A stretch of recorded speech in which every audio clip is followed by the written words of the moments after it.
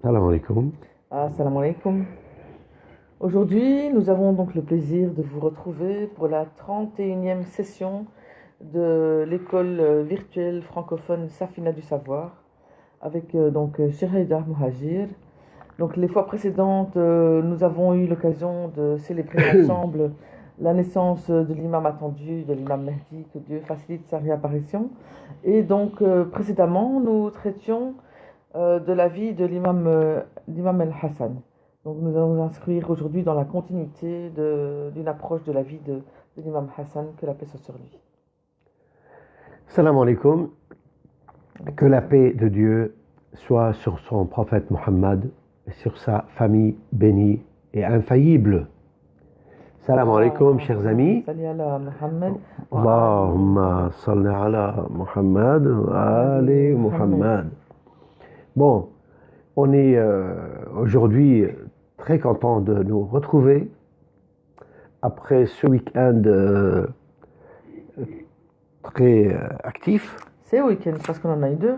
Oui. À l'extérieur, avec les enfants. Oui. Mais moi, je parle du dernier. Et malheureusement, nous sommes toujours pas au point au niveau du son. Donc, la fois passée, le son n'était pas très bien. On revient à nos méthodes archaïques. Nos méthodes simples et vraiment des gens, si vous voulez, un peu des gens, on dirait des adolescents qui sont en train de jouer sur... bon, voilà, donc, mais c'est pas grave. Le plus important est que le message arrive. Et j'espère que vous nous entendez très bien. Je vois, il y a quelques-uns qui sont en train de nous regarder. Et ils sont les bienvenus. Et puis, Inch'Allah, j'espère revoir les autres plus tard.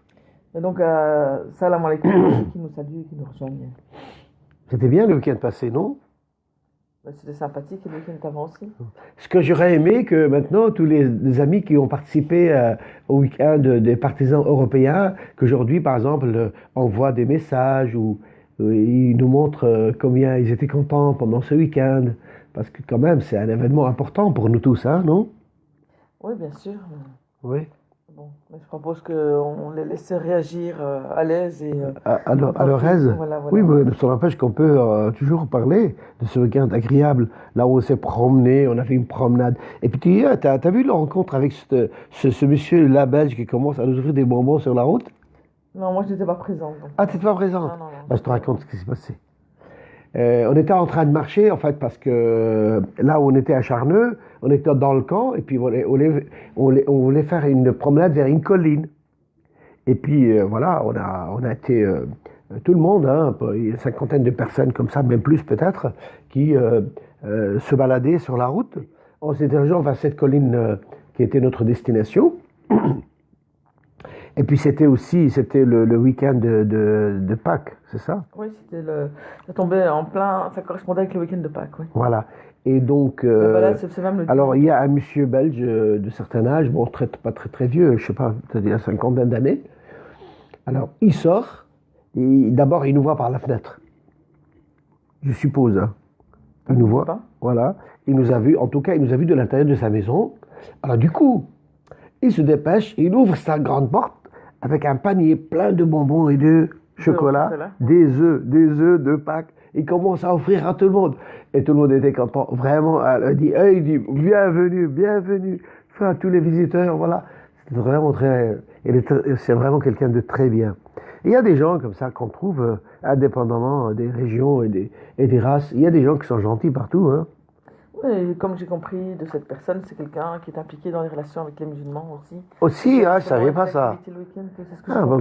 Donc ça montre son ouverture d'esprit. Alors donc vraiment, vous voyez, l'ouverture d'esprit entre les êtres humains, c'est quelque chose de très bien. L'indulgence, la tolérance, la tolérance. Même si on est différent dans les idées ou bien dans la croyance, mais on peut toujours être gentil les uns avec les autres. De toute façon, puisqu'on est en train d'essayer d'avoir une approche de la vie de nos imams, justement, les imams et l'imam Hassan en particulier, lui aussi, était quelqu'un de très attentif dans la relation envers les autres et était très respectueux de la différence et il avait toujours un bon comportement avec tout le monde. Figure-toi, l'imam Hassan, vraiment, c'est notre imam qui a donné l'exemple, vraiment un très très très bon exemple. Alaykoum salam. Je vois quelqu'un qui nous... Pasteur Valérie, qui nous dit alaykoum salam. Donc, vraiment, l'imam Hassan, bon, tous nos imams sont infaillibles, sont parfaits, sont exemplaires. Mais chacun de nos imams a une particularité. Figurez-vous, l'imam Hassan était le calife des musulmans. Le calife des musulmans. Il pouvait, rien avec un geste de la main, n'est-ce pas, faire bouger toute une armée.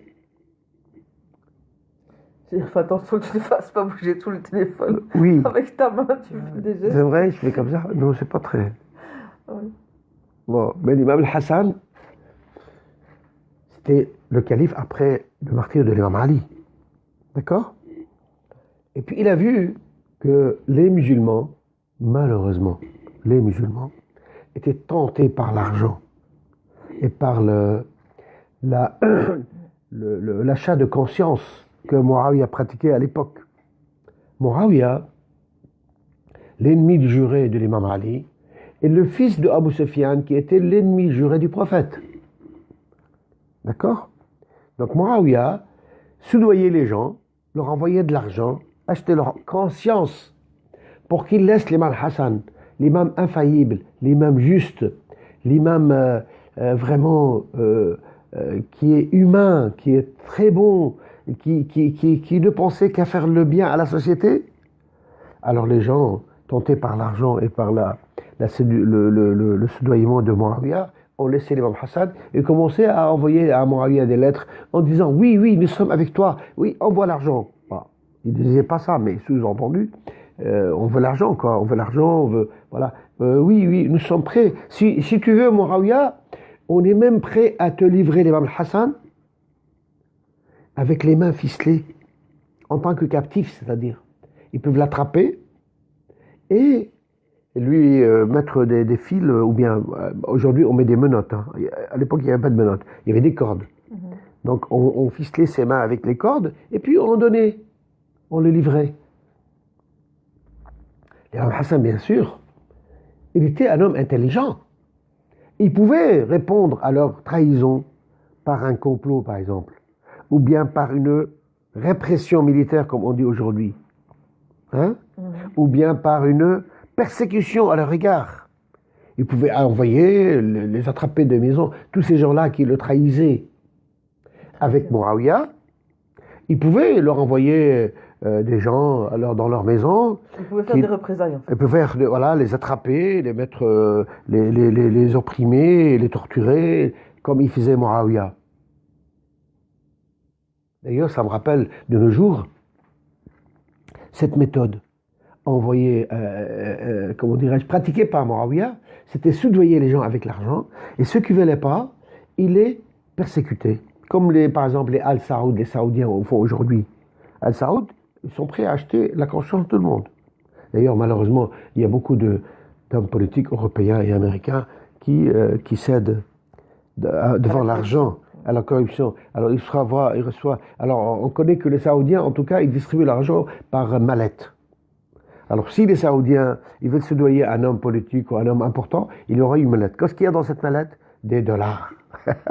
De l'argent. L'actualité de la semaine pointe bien ce genre de pratique, oui. puisque j'ai le souvenir d'avoir lu dans un article que Donald Trump exigeait, vu la protection qu'il délivre à l'Arabie Saoudite et tous les méfaits de l'Arabie Saoudite, essaie de couvrir pour lesquels ils ne prennent pas de mesures justes.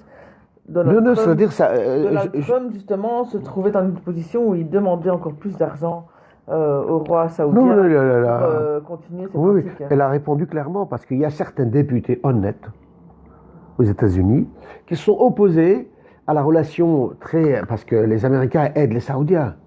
Alors ces députés américains, ils ont dit non, il faut arrêter, parce que ces Saoudiens, ils viennent de tuer la semaine prochaine 37 personnes civiles.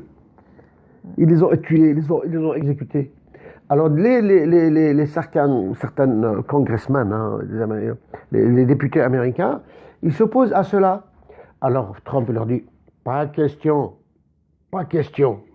que je laisse tout l'argent qui me vient de l'Arabie Saoudite au profit de certaines protestations humanitaires. Non, pas question. Il n'a pas voulu. Il préfère que tout le monde soit tué pourvu que lui, il a ses mallettes et ses bourses d'argent provenant de cet argent sale de la part des Saoudiens. C'est ce qu'on appelle le pétrodollar. C'est l'argent qui vient du pétrole, qui sert à quoi faire? À asservir les gens, à les opprimer, à les persécuter, à les tuer, et aussi à les soudoyer et les corrompre. J'espère que mes amis tout jeunes, ils sont en train de comprendre ces mots que je viens de dire. Mais en tout cas, c'est une histoire qui se répète en fait. En tout cas, voilà. Donc Mouraouia, il faisait ça. Et l'imam Ali, du temps de Mouraouia, il disait, parce qu'il y a des gens qui lui disaient, bah, pourquoi tu fais pas comme Mouraouia, tu triches, tu fais des complots. Voilà. Il a dit, par Dieu, l'imam Ali qui a répondu, il dit, par Dieu, Mouraouia n'est pas plus intelligent, mais seulement il triche et il est mécréant. Il est triche, il est mécréant. C'est-à-dire, il falsifie, il triche, il utilise la ruse. Comment utiliser la ruse? C'est ça, soudoyer les gens, corrompre les gens contre leurs principes, contre leur honnêteté. Ou bien, si par exemple ces gens-là sont incorruptibles, c'est-à-dire on ne peut pas acheter leur conscience avec de l'argent, qu'est-ce qu'il fait? Il les met en prison, il les persécute.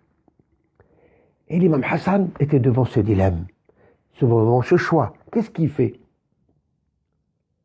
Est-ce qu'il va faire comme Muawiyah? Ou bien il revient à sa nature infaillible, à sa nature pure, à sa nature exemplaire, à sa nature modèle? Qu'est-ce qu'il fait? Alors il laisse tomber le pouvoir. Il dit à Muawiyah, tu veux ce monde ici-bas? Et les gens de nos pays, ils veulent ce monde que tu leur promets? Ils veulent ces biens matériels? Ils veulent ce monde ici-bas? Ils veulent abandonner l'au-delà avec les principes et les valeurs? Ben soit, moi je vous laisse. Il a mis quelques conditions sur Muawiyah et il l'a laissé. C'est un exemple flagrant à travers l'histoire sur l'abandon du pouvoir pour la garde et la protection des valeurs. L'abandon du pouvoir. Vous savez, le pouvoir, combien de guerres dans le monde et dans l'histoire ont eu lieu à cause du pouvoir, à cause de l'autorité? Parce que lorsqu'on est dans le pouvoir, on a tout. On a l'ordre, on a l'argent, on a l'autorité, on a l'arrogance, la fierté. Et lorsqu'on n'est pas dans le pouvoir, on devient dépendant des autres, jugé sous leur pouvoir et leur autorité. Alors l'imam Hassan, il a laissé tout tomber. Il a mis quelques conditions à Muawiyah pour garder. Mais malheureusement, Muawiyah, après... Pour garder quoi? Pour garder, par exemple, certaines personnes qui étaient vraiment intègres et fidèles pour les valeurs. Donc et pour l'islam. Il a fait un traité avec conditions, mais Muawiyah n'a rien respecté. Après, il a tué tout le monde. Il a commencé à injurer l'imam Ali pendant des dizaines d'années. Il a institué le fait d'insulter, injurer l'imam Ali chaque jour de vendredi, etc. Voilà. Donc, ça, c'est une autre fois, on en parlera, Inch'Allah. Mais maintenant, ce qui nous importe beaucoup sur le personnage de l'imam Hassan, c'est une personne qui n'est pas seulement tolérant et indulgent et pardonneur dans la façade. Non, dans l'apparence. Et dans l'apparence. Et vraiment, il est réellement comme cela. Pour vous donner un exemple de sa tolérance, un jour, l'imam Hassan, il était en train de marcher. Et puis tout le monde, bien sûr, connaît quand il marche que c'est l'imam Hassan, c'est le fils de l'imam Ali, c'est le fils de Fatima Zahra, c'est le petit-fils du prophète. Donc c'est quelqu'un de très connu et tout le monde respecte, même ses ennemis.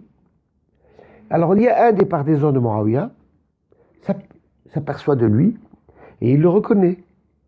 Il commence à l'insulter. Insulter qui? L'imam al-Hassan, qui était le symbole de la tolérance. Et l'imam Hassan ne dit rien, ne dit un mot. Parce que l'autre, il avait dans sa tête les haines que Muawiyah et que Yazid, pardonnez-moi, c'est avant Yazid, le frère de Muawiyah, et que Muawiyah et de Abu Sufyan, ils ont inculqué dans sa tête. Comme quoi, il est... Alors, les gens, s'apercevant de cet homme qui a insulté l'imam al-Hassan, lui dit, écoute, sais-tu cette personne à qui tu adresses ta parole de la sorte. voilà. Alors il a dit, bien sûr je le sais, c'est le Hassan, c'est Al-Hassan ben Ali, le fils de Ali. Sais-tu, les gens lui disaient, que c'est le petit-fils du prophète? Oui, bien sûr, je sais. Mais il était... Voilà, il recommence à l'insulter. En lui reprochant comme quoi il était contre Muawiyah et contre. Et l'imam Hassan, quand il a vu qu'il savait ce qu'il faisait, il s'est adressé à lui. Il lui a dit, si tu es pauvre, on peut te donner de l'argent. Si tu es un étranger, on peut te donner... On peut t'héberger peut-être. On peut t'héberger. Si tu es perdu, on peut te guider. Si... Il commence. Il a dit, l'autre, il répondait, non, non, non, non. Je suis ni perdu, ni pauvre, ni, etc. Il n'a rien dit. Il a dit, bon, si par exemple, tu as quelqu'un de ta famille en détresse, on peut aussi te venir en aide. Si par exemple, tu n'as pas d'habits corrects, on peut te donner des habits. Si tu as des dettes, on peut les rembourser à ta place. Et l'autre, il répondait, et chaque fois l'imam Hassan lui dit, si vraiment... Et l'autre, il répondait, il dit, non, non, j'ai rien besoin, je suis ni perdu, ni étranger, ni pauvre, je suis pas malade, j'ai pas quelqu'un dans ma famille, Alors Hassan, dans ce cas-là, on peut t'avoir comme un invité chez nous. On t'invite pour venir, comment dirais, avoir le loisir de discuter, de vous offrir, être notre invité, quoi. Alors l'autre, il dit, tiens, dans sa tête, il a dit, après qu'il m'a demandé tout ce que j'ai besoin, il a trouvé que moi, j'ai rien besoin. Il m'offre son hospitalité. Et surtout, en plus, qu'il l'a insulté, qu'il le maltraite. Et moi, je l'ai insulté. Il est tombé dans le regret. Il commence à se sentir vraiment la désolation très forte. Il commence à demander des excuses. Il dit, je ne savais pas que toi, Hassan, le fils de l'imam Ali, tu étais de cette grande moralité, de cette grande tolérance, de cette grande indulgence, de cette grande, vraiment, grand respect de principes et de valeurs sans pareil dans le monde. Et puis, il s'est rappelé, bien sûr, l'autorité de ceux qui connaissent de Muawiyah, etc. Donc, bien sûr, il s'est jeté devant l'imam Hassan en lui demandant pardon et de l'excuser parce qu'il ne le savait pas. Il croyait que c'était l'ennemi des gens de sa région, et que l'imam Hassan, celui qui voulait tuer tout le monde de sa région, il ne savait pas que l'imam Hassan était de cette grande tolérance. Alors, figurez-vous, ça me rappelle une petite comparaison. À savoir, vous savez, dans notre mode de vie aujourd'hui, par exemple, ce qu'on appelle la démocratie, c'est que les gens, par exemple, ils pratiquent l'administration du pays, le pouvoir, avec quoi? Avec un certain niveau de justice, n'est-ce pas, hein? Ils laissent les gens, par exemple... Et puis l'exemple de l'homme Hassan, comme quoi il a laissé le pouvoir parce que les gens ne voulaient pas de lui, on dit c'est la démocratie. Comme dans la démocratie, lorsque, par exemple, quelqu'un se présente aux élections, il perd, il se met de côté. Celui qui gagne, celui que les gens veulent de lui, il devient le chef, le directeur de la société. C'est bien cela, n'est-ce pas? Voilà. L'imam Hassan, il a pratiqué ce principe. Il a dit, puisque les gens ne veulent pas de moi, bon, je laisse tomber. Ils ont fait un mauvais choix, c'est leur responsabilité. D'accord? Mais seulement, ce que les États de nos jours n'en ont pas, c'est cette grande indulgence, ce grand pardon. Parce que si quelqu'un ici fait une faute, une erreur, il n'y a personne qui le pardonne. Il doit payer le prix de ce qu'il a fait. Même s'il doit demander des excuses. Il dit, je suis vraiment désolé. Il recule sur sa faute. On dit, non, pas de pression. Tu as une amende à payer, un point à la ligne. Personne ne peut te pardonner. Même si tu reconnais ta faute, ou bien si tu as un emprisonnement, ou je ne sais pas quoi, on veut t'appliquer un châtiment et une punition.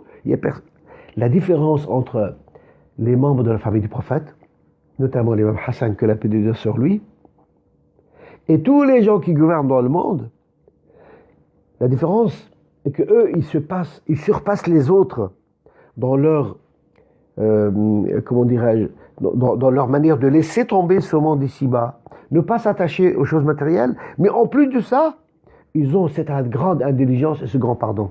Tu te rends compte? Quelle grandeur! Une preuve d'une grandeur d'âme qui est quand même inhabituelle. D'ailleurs, c'était le prophète qui a institué cela lorsqu'il a été vainqueur sur la Mecque, sur les gens de Mecque, les Quraysh qui voulaient le tuer. Et il leur a dit, les gens de cette... on a parlé de cela une autre fois peut-être, mais c'est important de le répéter. Alors les gens, ils ont dit au prophète, on leur a demandé, qu'est-ce que vous pensez que le prophète va vous faire? Ils ont dit, nous connaissons que le prophète, un grand, et il y en a d'autres qui disent, voilà, il va vous châtier tous. Alors le prophète, il a dit, partez, vous êtes libres, vous êtes en liberté, vous êtes les libérés. D'ailleurs, ils s'appelaient les libérés. Parmi eux, Muawiyah, cet ennemi de l'imam Hassan, et son père, ils étaient appelés les libérés, parce que le prophète les a libérés. Alors qu'ils ont resté hostiles au prophète au dernier moment de leur pouvoir et de leur responsabilité. Et cette comparaison entre le comportement de Hassan, le comportement du prophète, par exemple, après la Deuxième Guerre, qu'est-ce qu'on a fait avec les ennemis? Tous exécutés, passés aux potences, exécutés, tués. Il y en a qui sont restés emprisonnés pendant toute leur vie. Et je me souviens, il y a quelques années, si on attrapait quelqu'un qui était avec les Allemands, par exemple, tous, on les tuait. Bon, c'est pas ma responsabilité, moi, de pardonner, c'est l'autre question. Mais je veux dire par là que regardez le comportement du prophète et de l'imam Hassan avec ses ennemis qui voulaient aussi le tuer et qui le persécutaient et qui faisaient toutes sortes d'oppressions envers lui et envers sa société et les gens qui étaient avec lui, comment ils se montraient pardonneurs, tolérants, indulgents, qui oublient le mal et qui prêchent, qui font répandre le bien et le pardon. C'est une belle leçon d'un bon comportement et d'une attitude de clémence à l'égard des autres et des erreurs que chacun peut commettre. Oui, bien sûr. Aussi, moi je me souviens que par exemple, de notre temps aussi, ceux qui marchent sur la voie de l'imam Hassan. Par exemple, dernièrement, tu sais très bien que sur le sud du Liban, il y avait un conflit très grave. Les Israéliens, ils ont envahi le sud du Liban, et puis les gens du sud, ils ont fait ce qu'on appelle la résistance. Ils ont résisté. Et puis au bout de quelques années, ils ont pu gagner contre les Israéliens. Ils ont fait la victoire contre. Il y avait beaucoup de gens qui étaient dans la zone frontalière entre le Liban et la Palestine, et donc l'autorité israélienne, qui étaient traîtres, qui avaient trahi en coopérant et en aidant, et même en se battant, en portant les armes même avec les Israéliens. Alors lorsqu'il y a eu la victoire, les résistants qui ont gagné contre les Israéliens, qu'est-ce qu'ils ont fait avec tous les gens qui ont combattu avec les Israéliens? Eh ben, ils se sont comportés comme le prophète, comme l'imam Hassan, comme l'imam Ali, ils les ont pardonnés. Ils ont dit voilà, pardonne. Ensemble. Oui, continuer à vivre ensemble. Il y a des gens, il y a des gens qui sont des agents notoires des Israéliens qui aujourd'hui ils vivent au Liban, par exemple, avec les disciples de l'imam Hassan en total état de paix et vraiment d'une façon très très tolérante et ils coexistent ensemble sans aucune haine. Mais malheureusement les autres ils ont de la haine encore. Mais en tout cas les disciples de l'imam Hassan, des partisans comme nous et vous, Inch'Allah, hein, on le souhaite, ils ont le pardon dans leur cœur. Ils ont même le pardon, bien sûr, pas entre amis c'est normal, mais avec les ennemis, c'est ça l'important. L'important, avoir le pardon avec l'ennemi. L'important est respecter l'autre lorsqu'il n'est pas d'accord avec moi, lorsqu'il est contre moi. C'est pas respecter l'autre lorsqu'il est comme moi et avec moi. C'est vrai? Encore, c'est une très grande épreuve à laquelle on est confronté, surtout dans notre société qui prône la liberté d'expression, le droit à la différence. Et finalement, dans la vie de tous les jours, on se rend souvent compte que quand on a un avis différent, ben, les gens ont très difficile à pouvoir respecter l'opinion différente et la différence de point de vue, la différence de croyance, la différence de conception ou d'idéologie. Et souvent, ça amène à des conflits assez difficiles, alors que finalement, la réalité humaine doit nous amener à accepter la différence, qui est une richesse et qui nous pousse à grandir et à réfléchir plus loin par rapport à nos points de vue, nos convictions personnelles. Donc la tolérance, c'est pas seulement parler, c'est faire. Ouais. Être vraiment tolérant avec celui qui est différent de nous. Ouais. C'est pas seulement dire, voilà, je suis tolérant, mais dès que je rencontre quelqu'un qui n'est pas d'accord avec moi, je deviens... Qui ne s'inscrit pas dans la vision ou dans... Alors je le considère que je deviens méchant avec lui, je ne l'accepte pas, voilà. La tolérance, c'est accepter l'autre lorsqu'il est différent avec nous. Et le pardon, c'est pardonner l'autre lorsqu'il se trompe avec moi, lorsqu'il fait une erreur envers moi. C'est ça. Et pouvoir être à l'écoute de sa propre erreur aussi, surtout. Voilà aussi, oui. Malheureusement, on arrive à la fin de notre émission. Je tiens à rappeler que si vous avez des questions, donc nous avons toujours mon numéro WhatsApp qui est donc accessible. Donc je vous le répète, le 0032 486 96 61 14, donc 0486 96 61 14. Donc si vous avez une question, n'hésitez pas à me contacter dans l'immédiat. On essaiera d'y répondre ensemble. Et donc, et par la suite également, donc même après la diffusion de cette émission, vous pouvez toujours nous laisser des messages sur la page Facebook de l'école virtuelle francophone Safina du Savoir, et nous tenterons d'y répondre rapidement. Merci beaucoup de rester avec nous pendant cette demi-heure. Et puis voilà, donc à bientôt et au revoir. Assalamu alaikum. Salam alaikum wa rahmatullahi wa barakatuh. À bientôt. Au revoir.